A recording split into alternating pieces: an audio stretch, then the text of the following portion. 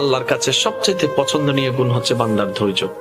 এবার আপনি দেখেন নামাজ আল্লাহর প্রিয়, কিন্তু সেখান থেকে যদি আপনি ধৈর্যকে সরাই ফেলেন, নামাজের সৌন্দর্যটা নষ্ট হয়ে যাবে। রোজা আল্লাহর প্রিয়, আস-সাওমু লি, কিন্তু রোজা থেকে যদি আপনি ধৈর্য সরাই ফেলেন, রোজার সৌন্দর্য নষ্ট হয়ে যাবে। বিবাহ করা আল্লাহর পছন্দের, নবীর সুন্নত, কিন্তু স্বামী স্ত্রীর সংসারের ভিতরে যদি আপনি ধৈর্য শব্দটা উঠাই ফেলেন, সংসার শেষ হয়ে যাবে। মা বাবা পরিবার সন্তান মিলেমিশে থাকার ভিতরে আল্লাহ খুশি হয়, কিন্তু ধৈর্য যদি সরাই ফেলেন, আপনি সেখান থেকে সবকিছু হারাই যাবে।